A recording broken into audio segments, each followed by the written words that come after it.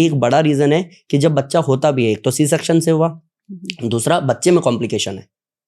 एक बच्चे की आंख नहीं है, किसी के कान नहीं है, किसी की उंगलियां पूरी विकसित नहीं हो रखी, किसी को कुछ और, फिर आप क्या कहते हो कि पुराने कर्मों का फल है। नहीं जी, ये जिस प्रोडक्शन हाउस में, जिस फैक्ट्री में ये प्रोडक्ट तैयार हुआ है, वो फैक्ट्री इतनी कमजोर है। बाप को शुगर, बीपी, थायराइड है, माँ को पीसीओडी है, बच्चा स्वस्थ पैदा होगा कैसे?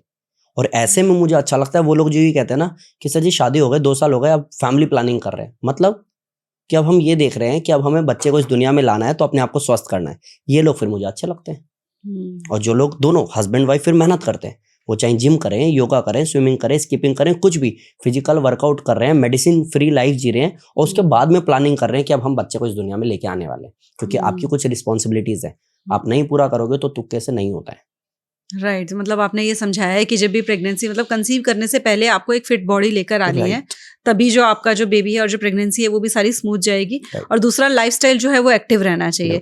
आपने कुछ आसन भी बताए हैं जो थ्रू आउट द प्रेगनेंसी कर सकते हो, तो ये जो भी आपने आसन बताए थ्रू आउट कर सकते हैं, और इनका इंटेंसिटी लेवल कितना होना चाहिए? इसमें कुछ चीजें देखो आपको चेंज करनी पड़ेगी समय के साथ में, कि अगर आप फर्स्ट मंथ में हो, सेकंड मंथ में हो, तो आप लगभग चीजें कर सकते हो।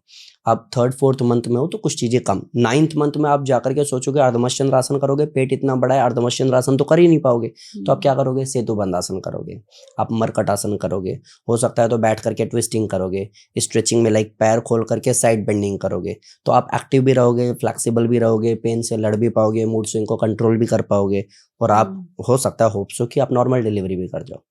राइट। और सिर्फ ये इतना ही नहीं है, क्योंकि ये आप भी जानते हो मेडिकल साइंस का अपना भी एक धंधा है। उनके टारगेट हैं कि अगर इतने लोगों को आपने सी सेक्शन करा दिया तो आपको इतना मिल जाएगा, और उसी बेस पे पूरी इंडस्ट्री चल भी रही है।